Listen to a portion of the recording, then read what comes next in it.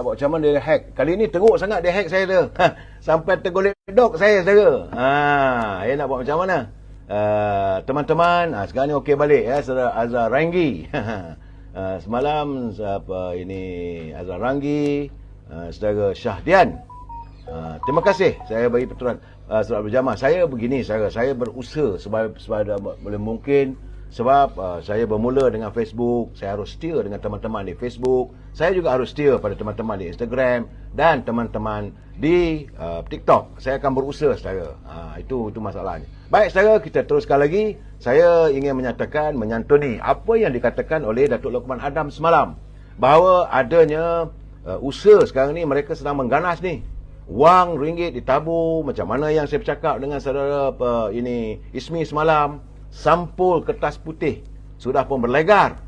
Sebab itu saya minta ahli-ahli UMNO di perangkat akar umbi jangan dengar sangat cakap ketua bahagian. Mungkin ketua bahagian anda sudah pun menerima komimah politik dan ahli-ahli tak dapat apa pun.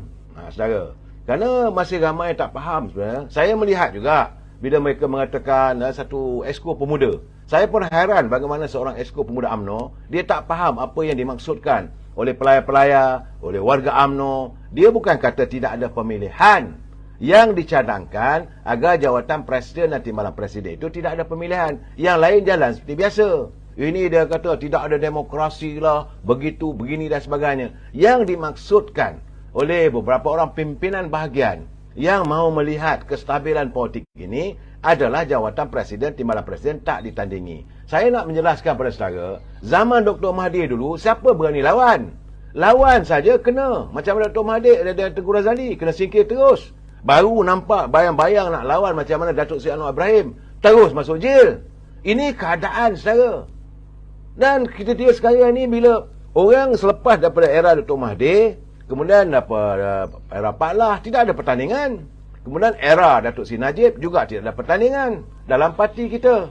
Cuma apabila Datuk Seri Zahid memangku jawatan sebagai Presiden UMNO, dia kata dia siapa nak lawan-lawan lah. Dan hari ini pun boleh membuka, tak ada masalah nak lawan. Cuma warga melihat kalau adanya permasalahan, kalau adanya pertandingan jawatan tertinggi parti, mungkin akan membuatkan parti berpecah balik. Itu saja. Saudara Korporal Darus pula dah TikTok terputus lagi. Itu keadaan saudara. Saudara, ini sepatutnya sekarang ni saya rasa lah sudah sampai masanya Datuk Seri Presiden UMNO pecat sajalah orang yang tak menentu ni. Saudara, jadi sekarang ni kita perlu mengikiskan. Kita perlu berusaha untuk menghapuskan politik wang. Mereka yang mahu ada pertandingan kerana menunggu komimah. Bagaimana saya katakan semalam, apabila jong pecah, you yang kenyang.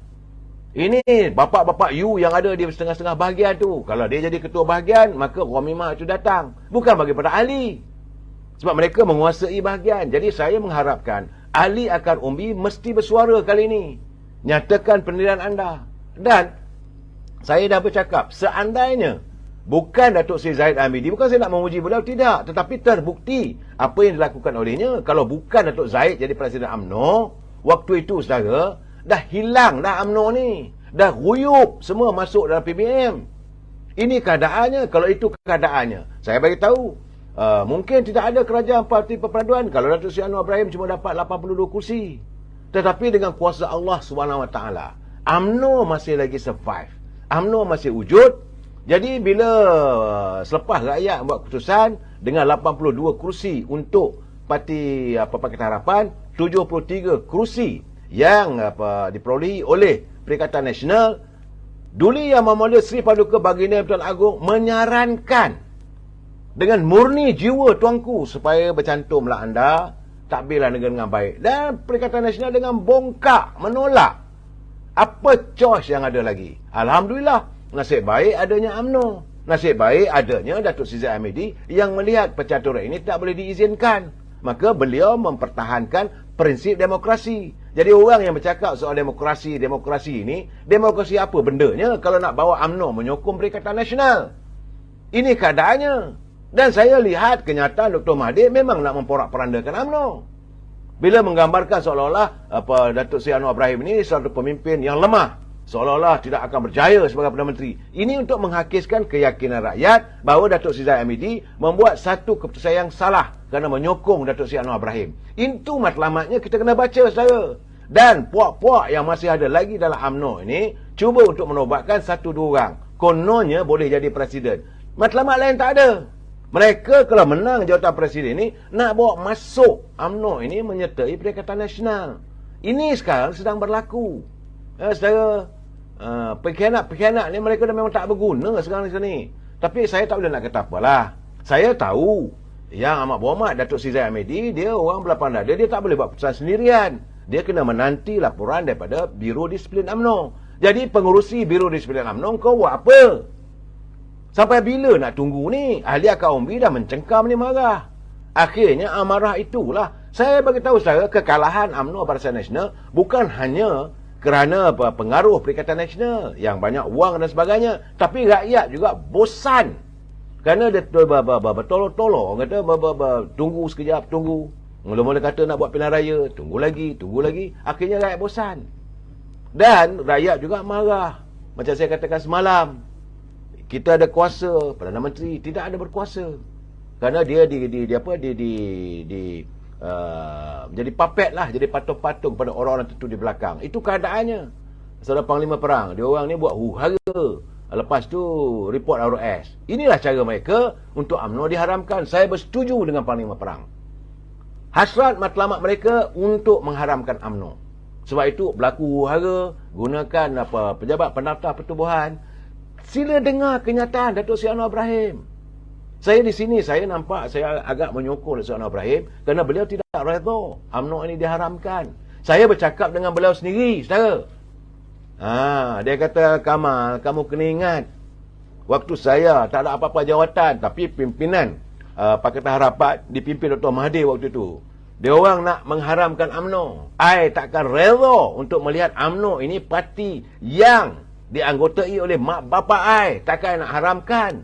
Itu kenyataan Datuk Seri Anwar Ibrahim. Begitu juga kenyataan bila saya berbual dengan saudara Datuk Abdullah Sani. Beliau ahli Parlimen Kapar dulu. Daripada Parti Keadilan. Yang merupakan antara Panglima Perang Datuk Seri Anwar Ibrahim. Dia kata, Datuk jangan risau. UMNO ini, Datuk Seri Anwar Ibrahim akan cuba mempertahankan. Sebab dia kata, Datuk Seri Anwar Ibrahim bercakap dengan dia. Takkan beliau mengizinkan parti mak bapak dia untuk diharamkan. Habisan. Sebab itu sekarang ni diwujudkan, minta supaya ada pertandingan, supaya orang itu orang ini jadi presiden. Matlamat lain tak ada. Matlamatnya untuk menghancurkan kerajaan perpaduan hari ini. Itu saya nampak, saudara. Kalau tak dapat yang ni, buat yang itu. Tak dapat yang ni, buat begini. Hari ini bila Datuk Mahathir melontarkan kenyataan begitu, saya tahu matlamatnya. Dan puak-puak di sana. Sebab itu saya katakan, Haji Hadi mengatakan sebagai presiden, maka orang inilah akan membawa ahli-ahli parlimen daripada UMNO ini untuk menyertai Perikatan Nasional dan ada berlakunya pembelian di kalangan ahli-ahli parlimen yang lain. Ini grand design mereka untuk menjatuhkan kerajaan di bawah pimpinan Datuk Seri Anwar Ibrahim. Sebab itu saya mengatakan pada teman-teman daripada Parti Keadilan khususnya, sudahlah kita wujudkan perdamaian, kita menyantuni rakyat. Itu saja, tak payah nak kita bawa lah. Yang sudah. Tak payah lagi kita nak bercakap soal dulu. Dulu cerita lain. Kalau kita nak bercakap soal dulu, hati ini membengkak dan membara saya. Saya sentiasa berlapang dada untuk melihat. Yang paling penting sekarang ni, kita mahu melihat kerajaan menangani kehidupan rakyat. Hari ini saudara, macam-macam naratif diwujudkan. Khususnya dalam UMNO. Saya bercakap pada warga UMNO. Macam-macam naratif diwujudkan. Minta supaya presiden berundur. Jadi presiden UMNO harus bertanggungjawab kerana UMNO kalah teruk. Itu naratif yang dicipta. Saya dah bagi tahu bahawa kekalahan ini bukan letak di atas bau seorang Zahid Hamidi. Dia tak bertanding di mana-mana pun, dia cuma bertanding di bagian Datuk. Dia pun bagian narak kena kerjakan. Dikerja oleh mereka. Berlaku curahan wang dan gomimah politik yang begitu banyak. Itu keadaan saudara. Dan bila naratif itu dibuat, matlamat lain tak ada. Sebab itu saya melihat pada tanggal 13 Februari. Setelah 13 Februari nanti akan ada Perhimpunan Agung UMNO, akan ada puak-puak yang cuba merobek imej Datuk Seri Zahid Hamidi. Dan saya haraplah kali ini, dah berapa malam dah 5-6 malam dah saya dah bercakap, Datuk Seri Zahid Hamidi, kalau anda sayangkan negara ini, kalau anda sayangkan kerajaan yang anda bersama-sama mewujudkan bersama dengan Datuk Seri Anwar Ibrahim, orang yang ada segala keliling kelalang, segala pacat-pacat, segala parasit-parasit, penyamun-penyamun tarbus yang ada dalam UMNO ni perlu segera disingkirkan. Biro Disiplin, tolonglah hantar laporan sesegera mungkin. Tok Mat, jangan ingat bangsa mereka akan menyerang ni. Sebab adanya Datuk Seri Zahid akan disingkirkan. Tok Mat harus disingkirkan. Orang-orang tertentu jadi presiden. Ada orang ni jadi timbalan presiden. Jawatan nak naik presiden pun mereka nak bolot semua. Saya cakap terus terang, dalam pemilihan kali ini, benar kita wujudkan demokrasi, tak ada masalah. Tapi nak naik presiden tu kita tukar. Yang mana yang ada tu, saya melihat mereka tidak lebih daripada sebagai kupang tembaga. Ada pun tidak membantu parti, malahan sanggup redha untuk bekerjasama dengan musuh-musuh. Matlamat mereka tak ada untuk jawatan. Sudah-sudah dah. Cukup-cukuplah kita. Dan saya juga memohon supaya Suruhanjaya Pencegah Rasuah menjelang Perhimpunan Agung UMNO kali ini, tolong intai. Menjelang musim pemilihan parti UMNO kali ini, tolong intai di peringkat bahagian bahawa pasti akan berlaku korupsi politik. Mereka akan cuba berusaha untuk membeli undi para perwakilan. Cuma saya rasa kali ini wang begitu banyak akan digunakan. Sebab dalam pemilihan UMNO kali ini, seseorang calon nak jadi presiden, dia kena jaga sekurang 23,000. Paling tidak pun, dia kena menjaga hati paling kurang pun 10,000 ahli UMNO di peringkat akar umbi. Tapi bagi mereka tak ada masalah. Dulu saya pernah bercakap, saudara, untuk menggapai kuasa setakat 3-4 bilion tak ada masalah. Tapi apakah kita redha negara kita ini dengan 3-4 bilion itu dicurahkan, maka mereka menggapai kuasa. Dan bila ada itu berlaku, maka negara ini boleh dijual. Kuasa negara ini akan dikongkong oleh orang luar. Sebab itu saya tadi, awal bicara saya tadi, saya cukup tidak senang. Kenyataan Dr. Mahathir mengatakan bahawa kerajaan pimpinan Datuk Seri Anwar Ibrahim, malahan dia kata Datuk Seri Anwar Ibrahim akan gagal sebagai Perdana Menteri. Jadi yang sekarang ni siapa saja? Siapa saja yang nak diharapkan? Apakah hanya Dr. Mahathir seorang? Itu persoalannya sekarang ni. Orang lain buat semua tak betul. Dia buat semua betul.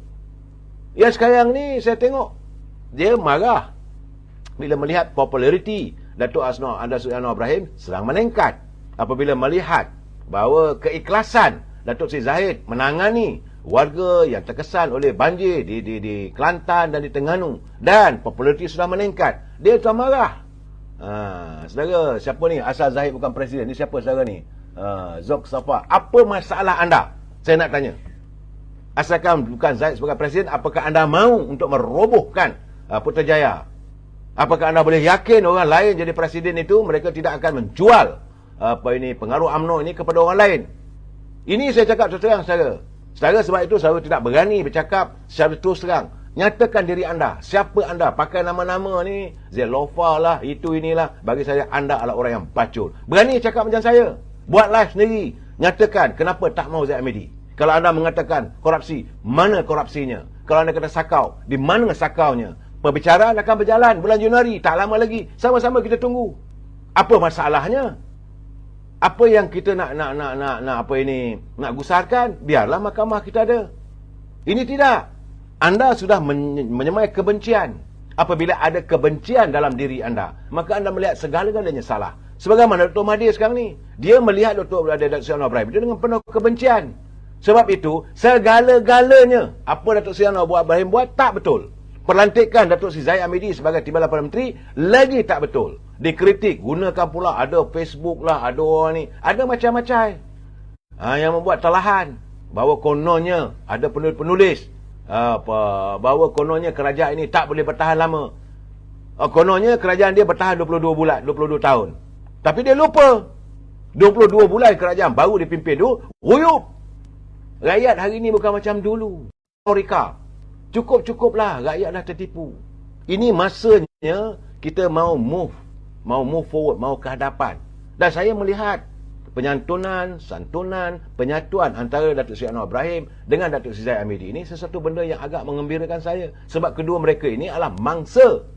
Saya lupa Saya berada dalam suasana itu. Saya masih teringat lagi waktu Datuk Seri Zahid Hamidi jadi Ketua Pergerakan Pemuda. Datuk Seri buru-buru nak mengejar jawatan Timbalan Perdana Menteri. Tidak. Beliau dilihat sebagai the reluctant.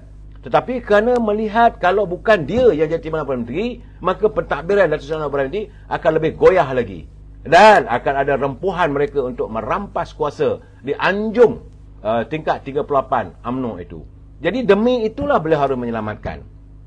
Lepas ini tak kisahlah. Kalau negara stabil, segalanya okey, Datuk Zahid lebih memilih untuk duduk di rumah dan lebih menangani kumpulan tabligh, kumpulan mereka. Dia matlamat dia untuk melahirkan 1 juta hufaz Al-Quran dan sebagainya. Sebab itu beliau mewujudkan dia punya pusat tahfiz di Melaka. Matlamatnya ke arah itu.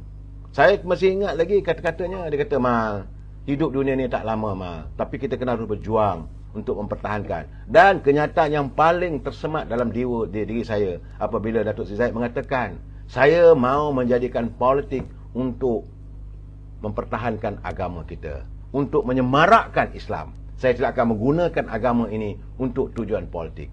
Bagi saya ada keserasian. Kenapa diusahakan buat onar sekarang ni? Dr. Mahathir marah Datuk Seri Anwar Ibrahim jadi Perdana Menteri satu bab.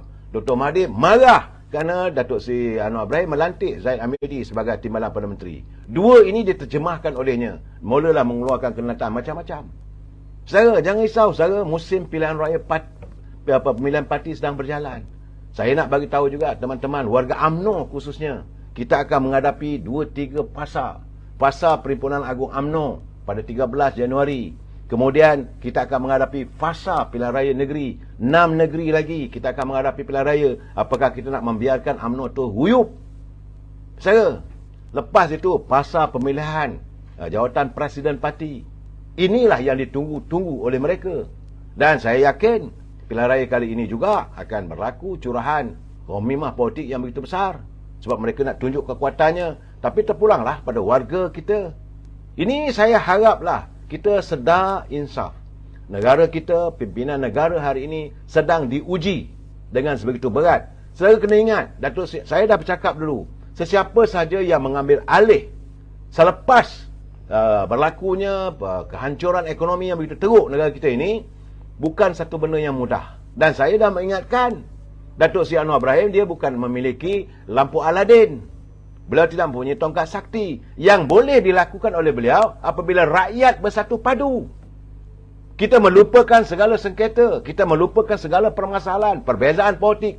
Kita satukan hati dan jiwa kita untuk membina sebuah negara yang lebih bermaruah agar kekayaan negara ini dapat dikongsi bersama.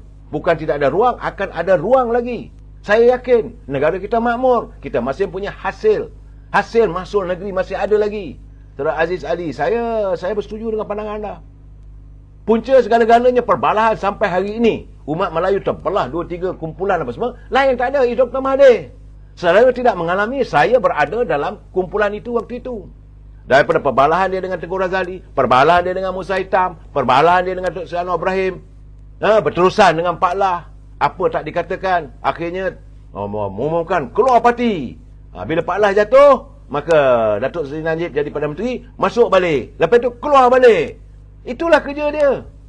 Nak menggambarkan seolah-olah bahawa di dunia ini only one Mahathir yang boleh mentadbir negara Malaysia ini dengan jayanya. Orang lain pegang saja jawatan Perdana Menteri pasti gagal. Apa ni?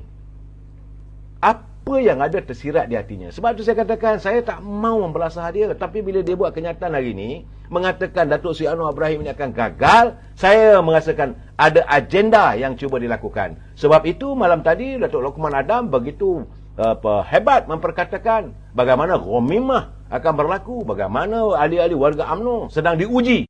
Kali ini terpulang pada warga UMNO. Apakah anda mau melakukan kesilapan lagi dengan meletakkan kepercayaan pada orang lain? Saya tidak nampak. Saya tidak nampak selain daripada Datuk Zahid Hamidi memegang jawatan Presiden UMNO ini, UMNO itu akan menjadi kukuh. Jangan lupa saudara, kita berada dalam suasana yang bukan suasana yang tenang. Jangan kita wujudkan suasana politik yang tidak stabil. Kita harus berusaha untuk menstabilkan politik ini, saudara. Demi lestari kebahagiaan, kemakmuran negara, kita nak maju ke depan. Saya tidak mempunyai banyak masa. Kita jumpa lagi dalam masuk. Wabillahi taufiq wal hidayah. Assalamualaikum warahmatullahi taala wabarakatuh. Selamat malam.